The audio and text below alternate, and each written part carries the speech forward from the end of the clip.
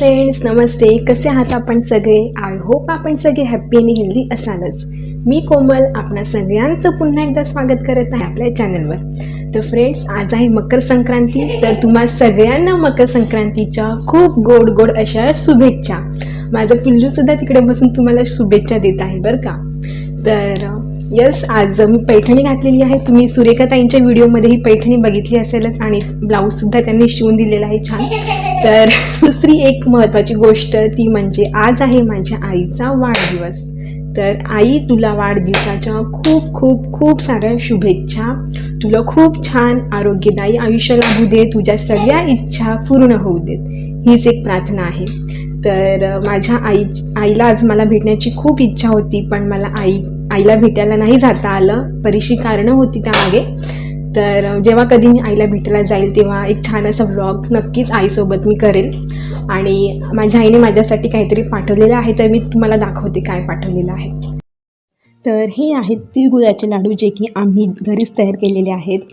आई, दादा आणि मी जेव्हा रात्री झोपलो होतो तेव्हा 11:30-12 वाजता आम्ही हे तयार केले होते आणि खूप छान झाले आहेत चवीला. त्यानंतर हे आहेत मेथीचे लाडू, जे की माझ्या आईने पाठवलेले आहेत. गेल्या वर्षी डिलिव्हरीनंतर माझ्या आईने, मला आठवते की 3 ते 4 किलो, मला वाटते जास्तच केले होते त्यापेक्षा, मेथीचे लाडू. आणि जास्तीत जास्त मेथीचेच लाडू मी डिलिव्हरीनंतर खाल्ले होते माहेरी असताना. तर आईने यावर्षीसुद्धा माझ्यासाठी पाठवून दिलेले आहेत. आणि हे आहे पुरणपोळीचं पुरण. आईला दरवर्षी सणांमध्ये पुरणपोळ्याची ऑर्डर येते. आता हल्ली आई जास्त ऑर्डर्स नाही घेत, तिला होतं जमेल तसं ती घेत असते. तर आईला पुरणपोळ्यांची ऑर्डर आली होती आणि घरीसुद्धा पुरणपोळ्यांचा स्वयंपाक असतोच आमच्या. तर आईने विचार केला की मुलीलासुद्धा थोडंसं पुरण पाठवून देऊया. आईची माया. तर पुरणपोळीसाठीचं पुरणसुद्धा तिने पाठवलेलं आहे. आता पुरणपोळीचा स्वयंपाक मी करते. अर्थातच पुरणपोळीचं जे पुरण आहे ते भेटलं होतं आयतंच, त्यामुळे स्वयंपाकसुद्धा खूप लवकर आवरला आमचा. तर इकडे आता पुरणाचा सगळा स्वयंपाक जो आहे तो सुद्धा तयार आहे. तुम्हीसुद्धा या जेवायला. तर आता जेवण झाल्यानंतर मी पैठणी साडी जी सुरेखाताईंनी दिली होती त्यांच्या व्लॉगमध्ये सुद्धा तुम्ही बघितलं असेल, तर ती नेसली आहे. तर ती तुम्हीसुद्धा बघा कशी दिसत आहे आणि कमेंट्स करून मला नक्की सांगा बरं का.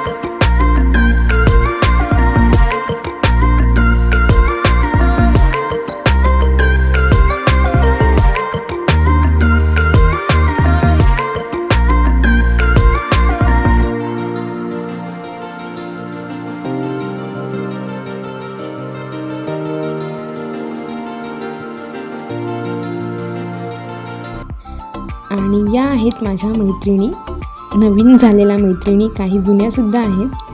तर यांच्यासोबत मी मकर संक्रांत जी आहे ती सेलिब्रेट केलेली आहे. तर जसं की मी तुम्हाला सांगितलं होतं की आज माझ्या आईचा वाढदिवस आहे आणि मलासुद्धा आईला सरप्राईज देण्यासाठी जायचं होतं, पण मला नाही जाता आलं. पण माझ्या भावंडांनी खूप छान असं माझ्या आईचा वाढदिवस जो आहे तो सेलिब्रेट केलेला आहे. तर त्याच काही मेमोरेबल आठवणी मी तुमच्यासोबतसुद्धा शेअर करते. तर मैत्रिणींनो, तुम्ही आधी जी क्लिप्स बघितल्या सगळ्या काही, तर त्या गेल्या वर्षीच्या होत्या. तर लास्ट इयरचं थोडंफार माझ्याकडे जे काही मटेरियल होतं ते मी ह्या व्हिडिओच्या माध्यमातून तुमच्यासोबतसुद्धा शेअर केलं. तर छान होतं गेल्या वर्षीचा सुद्धा सण. आणि मी स्वतःलाच पैठणी गिफ्ट केली होती, कारण की तेव्हा मी जॉबलासुद्धा जात होती, वर्किंग होती. आणि जेव्हा आपण कमवते असतो, स्वतः जॉब करतो, तेव्हा आपल्याला स्वतःच्या हौस मौज जी आहे ती स्वतः आपण पूर्ण करू शकतो. तर यावर्षी काही नवीन साडी मी नाही घेतली, कारण की तुम्हाला माहिती आहे की मी जॉब सोडलेला आहे बाळासाठी. आता मी घरीच आहे. तर मी यावर्षी कोणती साडी नेसली आहे ते पण मी तुम्हाला व्हिडिओमध्ये पुढे सांगणारच आहे.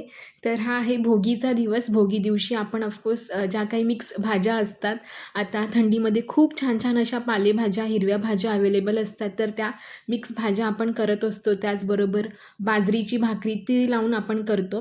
तर तोच पूर्ण स्वयंपाक भोगीच्या दिवशी आम्ही केला होता आणि सगळ्यांना हे जेवणसुद्धा खूप आवडलं.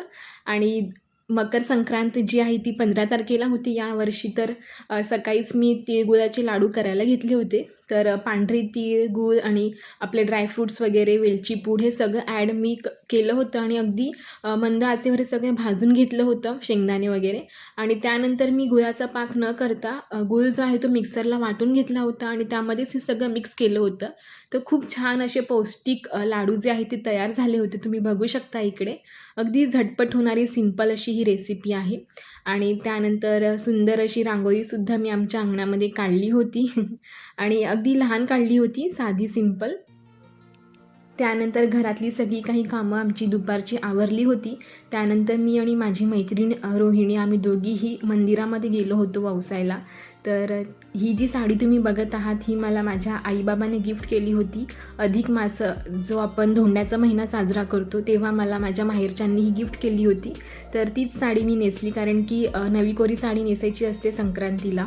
तर हीच एक होती माझ्याकडे आता नवी कोरी साडी. आणखीन एक आहे, पण मी जेव्हा आमच्या घरामध्ये हळदी कुंकू असणार आहे ना तेव्हा नेसणार आहे. तीसुद्धा तुम्हाला बघायला भेटेलच. तर आमच्या घरी पहिल्यांदा मी हळदी कुंकवाचा कार्यक्रम ठेवणार आहे आणि रथसप्तमीपर्यंत आपण घरी हळदी कुंकू कधीही ठेवू शकतो.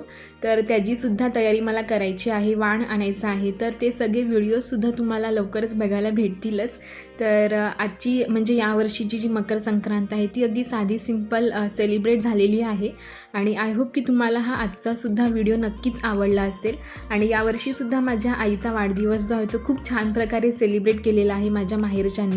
आणि यावर्षी आमच्या घरामध्ये एक नवीन मेंबर होता, तो म्हणजेच माझी वहिनी. आणि वहिनीचीसुद्धा पहिली मकर संक्रांत माझ्या माहेरच्यांनी खूप छान अशी सेलिब्रेट केलेली आहे. जर मला त्याचे काही व्हिडिओज भेटले तर मी नक्की तुमच्यासोबत शेअर करेल. तर आय होप की तुम्हाला हा आजचा व्हिडिओ नक्कीच आवडला असेल तर प्लीज छान छान कमेंट्स करा, लाईक करा, शेअर करा. आणि आपण अजूनही आपल्या चॅनलला सबस्क्राईब केले नसेल तर सबस्क्राईब करायला विसरू नका. भेटूया अशाच एका छानशा व्हिडिओमध्ये. तोपर्यंत काळजी घ्या. बाय.